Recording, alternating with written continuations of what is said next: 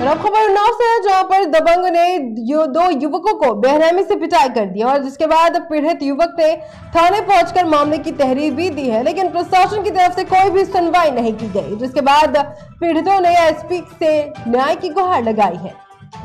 क्या नाम है? सोनू। कहाँ के रहने वाले हो? प्रेम नगर शुक्लागंज। क्या मामला हुआ है? 6-7 लड़के एक साथ आके कट्टे से व्यवहार करने लगे सर पे। कौन कौन लड़के हैं? विनीत बॉस, अंशु माइकल और सूरज, विकास और शिवा जेडी और सोनू बॉस। और ये कहाँ रहते हैं? मनसा खेड़ा। और ये कहाँ मारी ने आपको? बहादुर की दुकान। और अब खबर चित्रकूट से सामने आ रही है, जहां पर अंतर्राष्ट्रीय प्लास्टिक कैरी बैग मुक्त दिवस के अवसर पर रेस अभियान का आयोजन किया गया। इस दौरान नगर पालिका टाउन हॉल करवी सभागार में ग्रीन हीरोज का सम्मान भी किया गया और साथ ही भारत सरकार द्वारा चलाए जा रहे रेस अभियान के तहत चित्रकूट को प्लास्टिक मुक्त बनाने की दिशा में और चित्रकूट को साफ स्वच्छ बनाने के लिए जनगणना कार्य में जुटे करीब 2 दर्जन समाज सेवियों व नगर पालिका कर्मचारियों को प्रशासित पत्र देकर सम्मानित किया गया।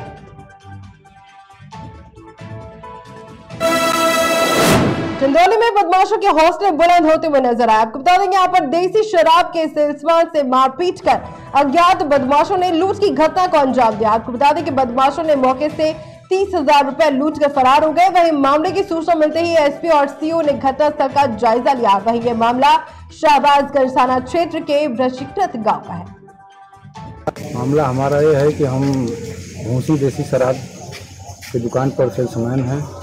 हम 10 बजे दुकान बंद करके मालिक के घर जा रहे थे, चाबी और पैसा लेकर।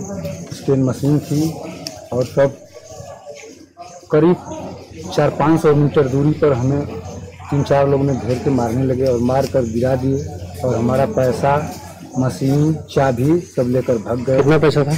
30,000।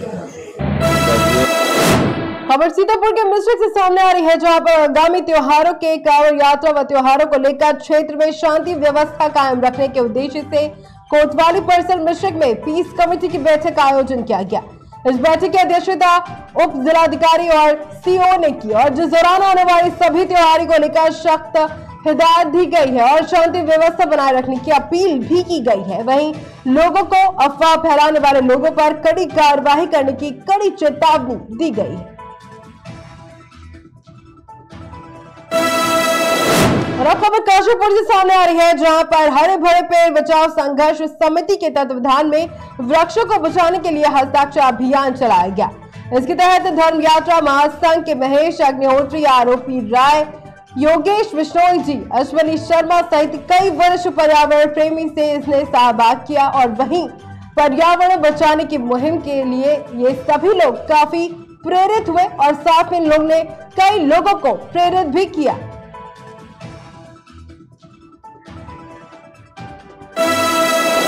खबर जौनपुर के जिले से सामने आ रही है, जहां पर मुगराबाद शाहपुर की पूर्व विधायक और राज्यसभा सांसद की समीक्षा बैठक की और इस दौरान उन्होंने लोगों को सरकार की जन कल्याणकारी योजनाओं के बारे में लोगों को अवगत भी कराया और उसके बारे में जानकारी दी। और इसके अलावा उन्होंने कहा कि सरकार बिना भेदभाव के काम कर रही है और केंद्र में मोदी जी की सरकार और राज्य में योगी जी की सरकार जब से बनी है, देश में प्रदेश और दोनों का विकास हुआ है और सरकारी की जितनी योजनाएं सब जन कल्याणकारी है। प्रधानमंत्री आवास योजना, शौचालय योजना, पेंशन योजना, किसान सम्मान निधि योजना, कृषि बीमा योजना, वृद्ध पेंशन और विधवा पेंशन, दिव्यांग पेंशन, जितनी भी योजनाएं हैं जन कल्याणकारी है।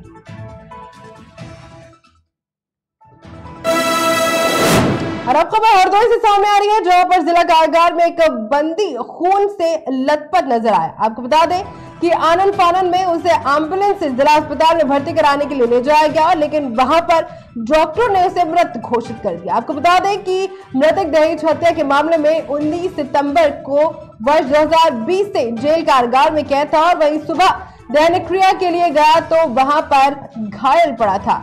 इसकी सूचना बंदियों ने पुलिस कर्मियों को दी और पुलिसकर्मी जब तक उसे अस्पताल लेकर पहुंचे तब तक उसकी मौत हो चुकी थी।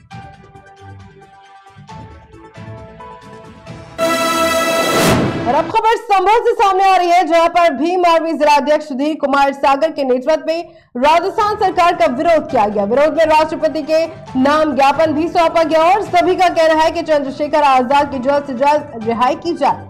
अगर ऐसा नहीं होता है तो आगे के परिणामों के लिए सरकार खुद जिम्मेदार होगी। हमारे राष्ट्रीय अध्यक्ष माननीय चंद्रशेखर आजाद जी को राजस्थान की कांग्रेस सरकार, अशोक गहलोत सरकार में, जो कांग्रेस की सरकार है, अनैतिक रूप से हमारे भाई को रात जेल में डाल दिया गया है। जो वहाँ स्वास्थ्य रक्षक 28,000 स्वास्थ्य रक्षक रखे गए थे कोरोना काल में, उन लोगों ने सेवा दी थी, उनको राजस्थान सरकार ने नौकरी से निकाल कर बर्खास्त कर दिया गया। वो लोग आंदोलन कर रहे हैं। सब उसी संबंध में हमारे बड़े भाई माननीय चंद्रशेखर आजाद जी उनके आंदोलन में शामिल होने के लिए 2 तारीख को वहाँ पहुंचे थे रात को। और खबर बिजनौर से सामने आ रही है, जहां पर 30,000 वर्ग मीटर के एक गौशाला का निर्माण हुआ।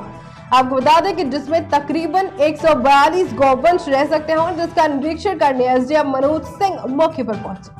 इस दौरान उन्होंने कहा कि पशुओं को किसी भी तरह की कोई परेशानी ना हो और उन्होंने बात करते हुए कहा कि गौशाला के ठेकेदार का पेमेंट जल्द से जल्द कराने के लिए कहा गया। और इसके साथ ही गौशाला के रास्ते में खरंजा डलवाने की बात ब्लॉक प्रमुख को उज्जवल चौहान ने की।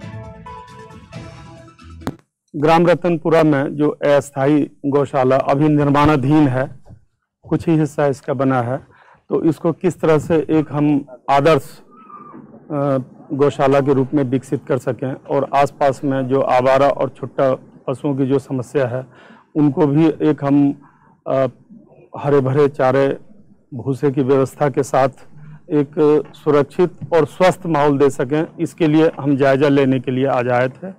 आप देख रहे होंगे कि प्रमुख साहब हमारे साथ हैं, हमारी सम्मानित ग्रामीण जो है वो साथ में है और हमने संबंधित विभागों से अभी बातचीत की है। और यहाँ पे एक समस्या आ रही थी कि जो अभी कंस्ट्रक्शन का काम हुआ है तो वो ठेकेदार का पेमेंट 3-4 दिन के अंदर में हो जाएगा।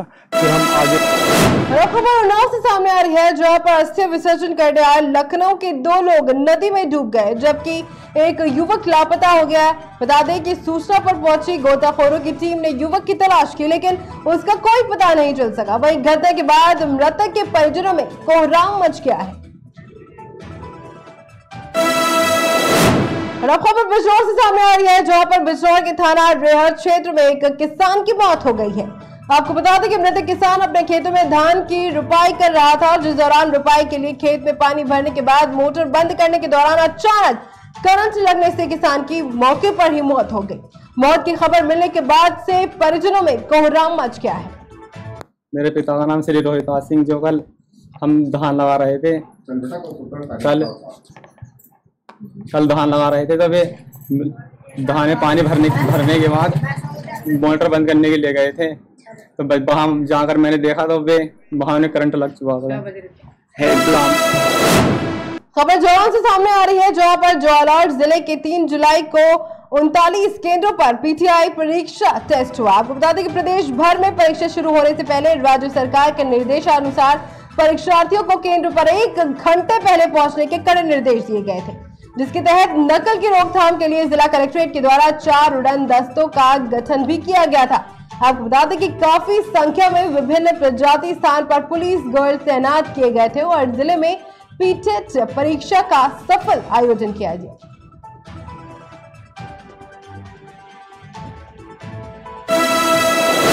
खबर कौशाम्बी जिले के काधाम कोतवाली क्षेत्र से है, जहां पर एक कार और बाइक की आमने सामने से जोरदार टक्कर हो गई, जिससे बाइक सवार को गंभीर चोट आ गई है। आपको बता दें कि शहरी कोतवाली क्षेत्र के सोना रन का पूर्व निवासी ललन पुत्र रामचंद्र मौला पुत्र राजेश कुमार बाइक से संदिग्ध एक तरफ जा रहा था, जहां पर सामने से आ रही अनियंत्रित कार जीता नहर के पास बाइक सवार को जोरदार टक्कर मार दी, जिससे बाइक सवार अनियंत्रित होकर गड्ढे में जा गिरा और जिससे उसे गंभीर रूप से चोट भी आई है। आपको बता दें कि वहां मौजूद स्थानीय लोगों की मदद से घायलों को आनन फानन में एम्बुलेंस के माध्यम से सीएचसी पहुंचा दिया गया है, जहां पर डॉक्टरों ने उन्हें गंभीर हालत के देखते हुए उन्हें जिला अस्पताल में रेफर कर दिया गया है।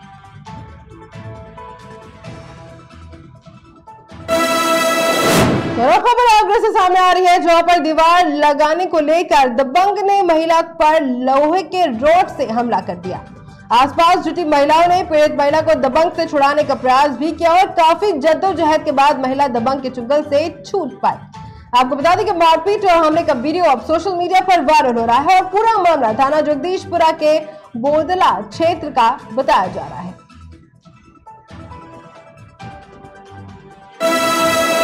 खबर मध्य प्रदेश के रीवा से है, जहां पर रीवा जिले के मऊगंज थाना अंतर्गत दो बाइक सवारों ने एक युवती का अपहरण कर उसे गैंगरेप जैसी घिनौनी वारदात को अंजाम दिया।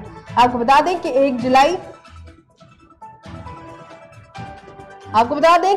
जुलाई की देर रात लड़की के न मिलने पर परिजनों ने पुलिस को उसकी सूचना दी थी और मिली जानकारी के बाद पहुंची पुलिस के आसपास के लोगों से पूछताछ की और लड़की को बरामद कर सिविल अस्पताल मऊगंज में भर्ती कराया गया। आपको बता दें कि पुलिस ने आईपीसी की धारा 363, 366 और 376 का प्रकरण दर्ज कर दोनों आरोपियों को गिरफ्तार कर लिया है। परसों देर रात थाना मऊगंज में एक परिजनों ने आके बताया कि उनकी बच्ची को 2 लोग बाइक से लेके गए हैं। मामले पर संज्ञान लेते हुए तत्काल, चूँकि बच्ची नाबालिग थी इसलिए तत्काल उस पर 363 का मामला पंजीबद्ध करते हुए जांच पड़ताल की गई। जांच पड़ताल करने के दौरान में पता चला कि पास के ही पैपखार क्षेत्र के 2 लड़के अंकित मिश्रा और मोहित मिश्रा के द्वारा उस बच्ची का अपहरण किया गया है और जब ये सूचना मिलने के बाद में तत्काल घेराबंदी करते हुए पहले उसके मित्र को उठाया गया, उसके माध्यम से उन दोनों तक पहुंचा गया, बच्ची की दस्तयाबी की गई और उसको परिजनों को सुपुर्द किया गया और तत्काल मौके पे ही आरोपियों को गिरफ्तार किया गया और थाना मऊगंज में अपराध क्रमांक 417/22, 363, 366, 376, 376D के अंतर्गत पंजीबद्ध करके मामले की।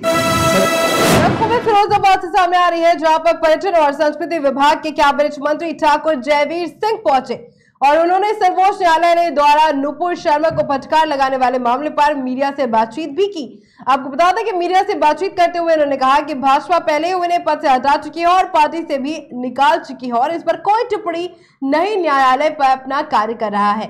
आपको बता दें कि उन्होंने आगे कहा कि योगी सरकार में प्रदेश के विकास और न्याय किया जा रहा है। सजग है, संवेदनशील है और उसी का परिणाम है कि आज उत्तर प्रदेश में तमाम लोगों ने प्रयास किए, तमाम प्रयास हुए, लेकिन उत्तर प्रदेश की धरती पूर्ण से शांत है।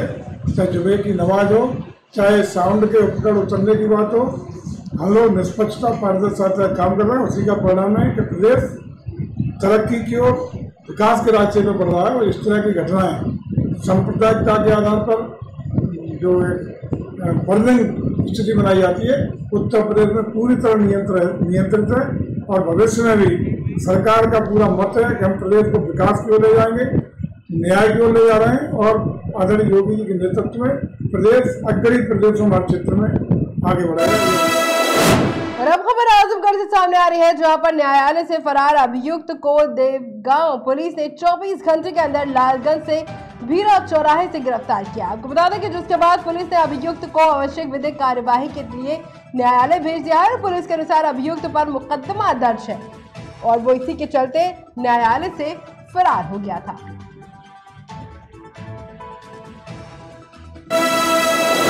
और अब खबर मध्य प्रदेश के देवास से सामने आ रही है, जहां पर 5 बदमाशों ने एक 42 वर्षीय युवक की गला घोंटकर हत्या कर दी। आपको बता दें कि स्कॉर्पियो और मोबाइल लूटने के इरादे से आए 5 लोगों ने योजना बनाकर एक व्यक्ति को मौत के घाट उतार दिया। मृतक शराब के नशे में था और कड़ी मशक्कत के बाद पुलिस ने सारे आरोपियों को पकड़कर सलाखों के पीछे भेज दिया है। थाना कन्नौज पुलिस को ये सूचना मिली कि किलोदा बी के पास एक लाश पड़ी हुई है। इस सूचना पर तत्काल थाने की टीम, थाना प्रभारी एसडीओपी मौके पर पहुंचे और उस लाश की वहां शिनाख्त का प्रयास किया गया तो लेकिन किसी गांव वालों ने उसकी पहचान नहीं की। लाश को हमने सिविल अस्पताल कन्नौज में मर्चुरी रूम में रखवा दिया था और 2 दिनों बाद जांच हुआ कि वह व्यक्ति जो है वो गाडरवाड़ा आम गाँव का रहने वाला सुरेश लोधी था, जिसकी उम्र 42 साल थी। उसके परिजन आया और पोस्टमार्टम कराया।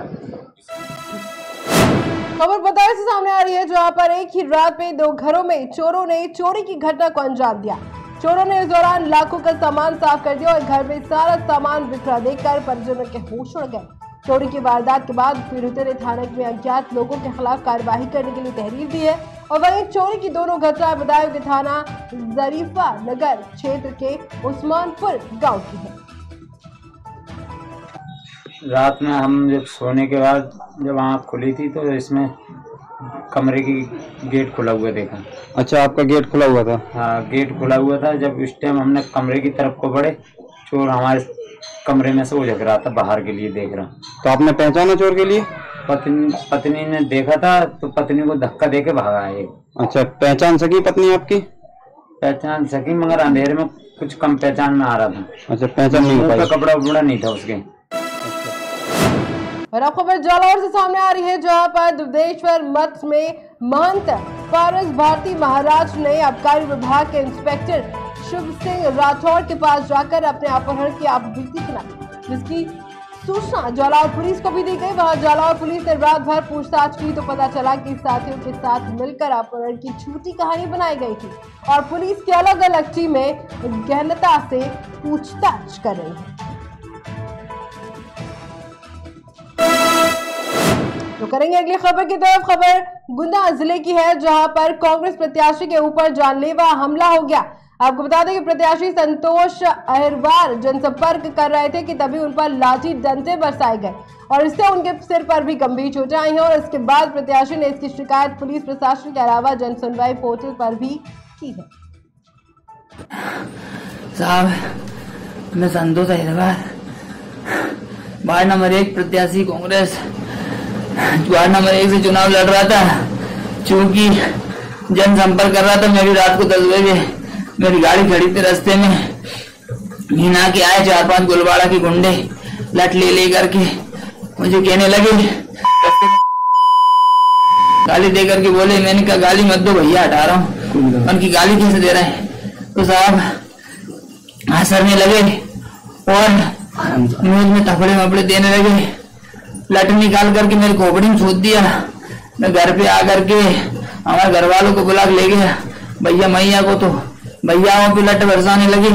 50-60 आदमी यहाँ मोहल्ले में आए, घर पे गालियां देने लगे, चमरू अड्डू कहने लगे। मेरे भाई को पीछे पड़ गए। जब वो थाने में पहुंच गए, श्रीमान जी अभी कोई पुलिस यहाँ पे नहीं पहुंची, जबकि मैंने पुलिस को 4-5 बार